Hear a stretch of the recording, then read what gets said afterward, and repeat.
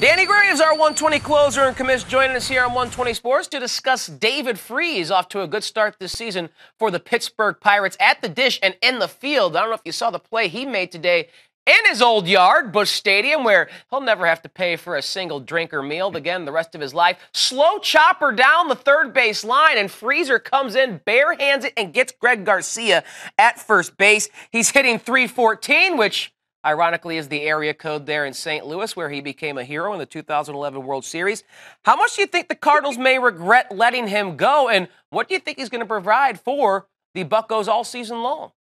Well, obviously, Tyler, he's a great player, but being a Cardinals fan, I don't see him as this big, huge St. Louis hero that they regret letting go. Yes, he single-handedly helped them win the World Series, obviously, back in the day. But to me, he's not like a Terry Pendleton type guy. You know, growing up being a Cardinals guy, Terry Pendleton was the man at third base. Mm-hmm.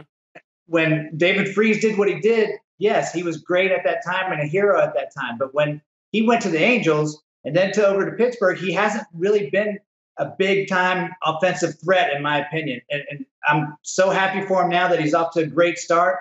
But to me, the Cardinals, I don't think they miss him. Matt Carpenter played third base after Freese left, and now you got Johnny Peralta playing third base. So it's not like they lost a third baseman and didn't gain anything. So great player, going to have a decent career, but to me, I don't think they regret getting rid of him. Yeah, he's a good guy, too. I pull for David Freese. And, I'm not kidding. He goes back to St. Louis. He always gets a standing ovation there at Busch Stadium. Yeah. He'll never have to pay for anything again in his hometown. But as just a fan of his, the person that he is, I'm glad he's off to a good start there in Pittsburgh with the Pirates and is playing some good ball for the Buccos.